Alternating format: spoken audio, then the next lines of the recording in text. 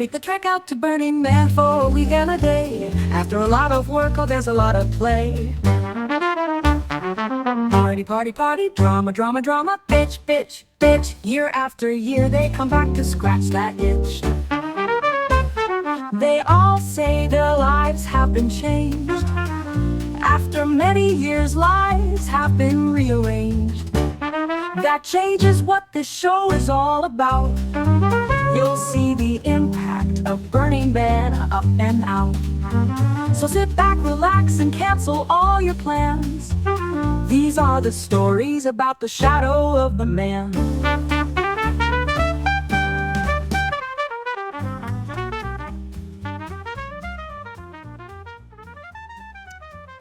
Hello, and welcome to the very first episode of the Shadow of the Man podcast.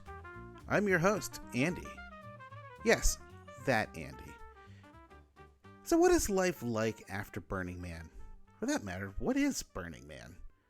If you've chosen to listen to this, I assume that you have some basic understanding of the event and what some would call a movement. This podcast explores the changes over time brought about by exposure to Burning Man, to people, places, and things.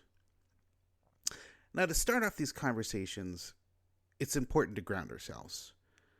I want to set the stage so we're all on the same page contextually. Burning Man is an event world-renowned for its art, music, community, and slightly less publicly well-known for its transformational nature. Almost everyone who attends reports it's not just being an amazing experience, but also a life-changing event. Now, while most people are familiar with the party, less attention has been paid to the effect Burning Man has had on individuals, communities, and in some ways the world. This transformative effect and the changes it causes are what this series will explore in all its facets. Over time, we will delve the depths of life after Burning Man and follow it wherever it takes us. So who are we talking about here? Okay, everybody who goes to Burning Man has a different experience, and there doesn't seem to be anyone who has gone has not had it affect them in some way. Broadly, I'm going to divide these people, or burners as they call themselves, into 4 groups. And then there are many people who have never been to the Black Rock Desert, which is where it happens, yet their lives have also been shaped by this same phenomenon. When I say going to Burning Man, I'm referring to Black Rock City in the Black Rock Desert near the town of Gerlach, Nevada. There are numerous regional events all over the world that adhere to the ethos of Burning Man as codified in the 10 Principles. There are many people who have never set foot on the playa of the Black Rock Desert, but who are also very active in the regional network. They are very much a part of the Burning Man community and movement. The first people to ever be affected by Burning Man, other than the originators, would have to be the local residents of northern Nevada. The northern Paiute and western Shoshone people probably never saw anything like this in the thousands of years they have been around. The lonely, dusty town of Gerlach and its hardscrabble inhabitants certainly would never be the same. The first group I would refer to amongst the people who've attended Burning Man, I will refer to them as tourists. These are people who've only gone to Burning Man once for whatever reason. For some, it's a bucket list item, and they have no intention of going more than once. Some find it difficult, whether because of distance, time, finances, whatever. Some just don't like it and never come back. So the second group is what I would call the partiers. These are people who go to the playa for about 3 years on average. This group tends to not get involved with volunteering or making art. They're there for the party. And after 3 years or so, they become jaded and bored. Been there, done that. Now, this third group of people we'll refer to as veterans. This group attends for a number of years, let's say about a mean of a dozen years. Veterans survive longer because they get involved. Some navigate their own opportunities within the event by creating art, forming theme camps, building an art car, doing a playa art project, etc. Others find opportunities to get involved through the Burning Man organization, like volunteering, getting hired as staff, getting involved in the regional network, perhaps becoming a regional contact, etc. And finally, the fourth category of burners I will refer to as the lifers. These are burners who never stopped going. Perhaps they've taken off a few years, but they still keep heading back. Most burners in this category work for what they call the project, or Burning Man project, but not all of them. For a very few, this is their life's work. Now, these four categories of burners get more rarefied as you go on. Tourists and partiers make up the vast bulk of everyone who's ever gone to Burning Man. Consequently, the more years of experience on the playa, the greater its overall effect on the burner's life. Now, there is one more category of those affected by Burning Man, but paradoxically, they've never participated. These are the children, the partners, the co-workers, and neighbors of burners, as well as random strangers around them. Their lives are affected, whether they like it or not, because they are very close and share lives with burners. So, how big is the Burning Man phenomenon? Okay, the numbers I've come up with here are highly speculative. They're based on Burning Man's own census data, which has evolved from one year to the next, but it's all the information that we have. Some numbers will be pure speculation, as there is no data, just guesses based on reasonable assumptions about the data we do have. My aim is to be within the ballpark so we can make broad characterizations. So, from 1990 to 2022, I have calculated two estimates for the total number of unique visitors / participants at Black Rock City. The low estimate is 311,656, and the high estimate is 481,720. So when you add in the 2023 numbers, we're talking somewhere in the range of nearly 500,000 people. Marion Goodell, the Burning Man Project CEO, said that they estimated somewhere around 850,000 burners worldwide when you add in everyone from the regional network as well. The event as inspiration. A friend once told me, repeated revelation ceases to satisfy. Meaning, the more you repeat a lesson, the less you get out of it. You approach the point of diminishing returns. Perhaps an analogy will help. Let's say this is an English class we're talking about. You took this class and it changed your life and perspective. You really clicked with the course material, your teacher, and your fellow students. You loved it so much that you go back and take the same class again, and again, and again. You love this class and can't get enough of it. Over time, this experience changes.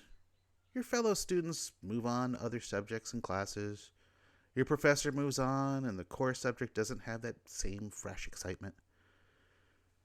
So what do you do to regain or extend that experience you crave? Retaking the class doesn't do it after a while. You can become a professor and seek to teach the subject to countless new generations of students, perhaps imparting this love in others. Alternatively, you can take this knowledge and newfound love and apply it to a new endeavor.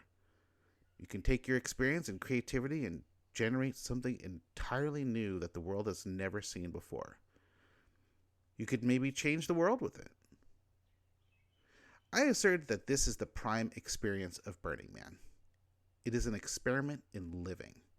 You can hang around the nest soaking up this experience, hoping it will never end, but it inevitably will. And what participants do next with this new understanding is what this exploration is all about. The 10 principles is the recipe to create the conditions necessary for this experience.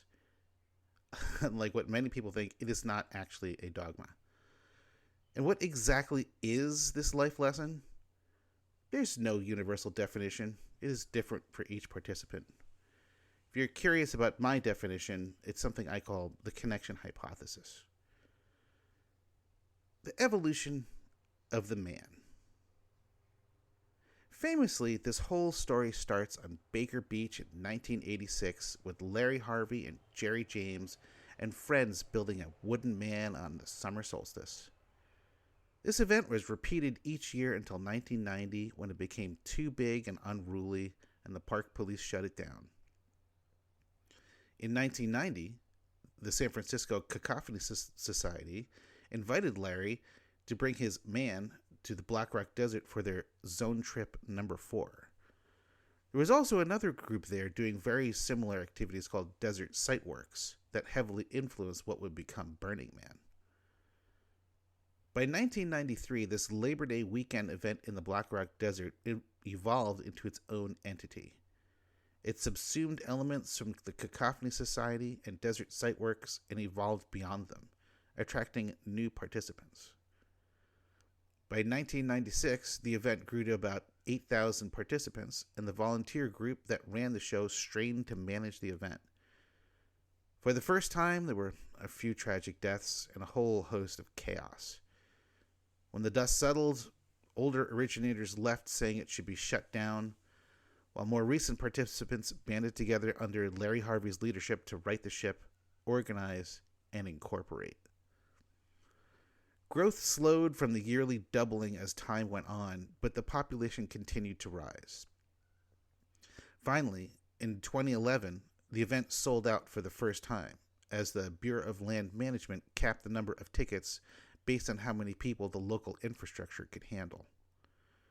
From 2012 to the current day, ticket sales moved to a lottery and directed ticket sales model. No longer could you just show up and buy a ticket and get in on a whim. The ticket to Burning Man had become a hot commodity and was frequently sold and resold to the highest bidder. Sticking to the 10 principles, Burning Man still retains its core values. Even as an event, it has become quite expensive to attend and to a degree exclusive. One thing that remains the same over all these years is its power to affect the lives of participants. Old versus new. In 1993, there were Cacophony Society participants who complained that the event had grown too big and veered away from the original intent in 1990. It had grown into something else that wasn't as familiar as the original. Thus, the event should end, and failing that, they will leave and not come back, lamenting the death of the past. In the early days, Burning Man was referred to as an experiment in living. The idea was to go as close to a blank slate as possible, leaving behind the baggage of modern society and create a new society based on better ideals. As the years marched on, each iteration of Black Rock City was an evolution from the previous year, and no 2 years were the same.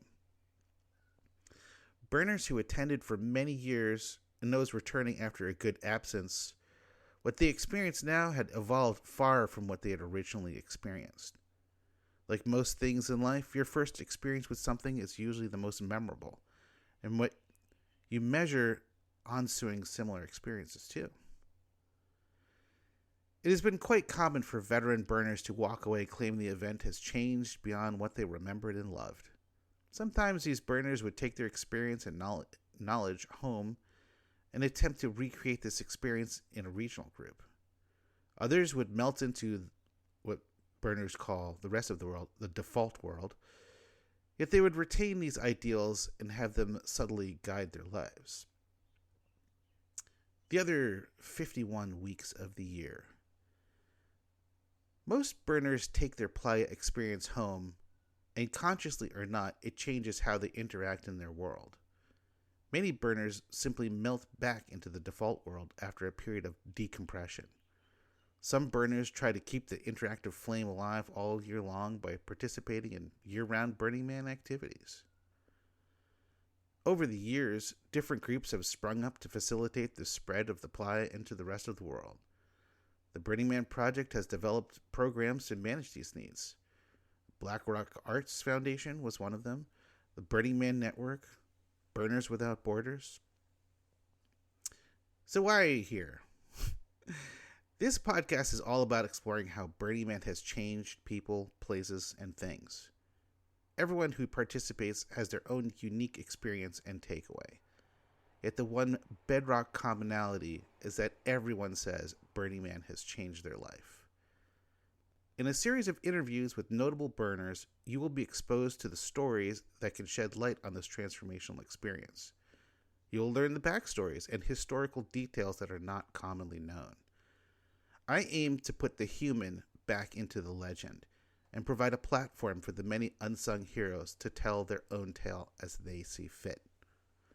No two stories are the same if they all contain the same magic. In the end, everyone who has some experience with Burning Man is affected by its touch. This is their shadow of the man. I hope you listen, enjoy, and subscribe. Thank you. Thank you for listening to this latest show. We have to make another one, so gotta go.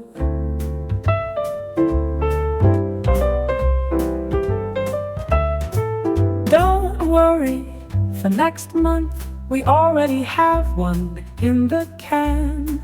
Very soon you'll be listening to a new Shadow of the Man.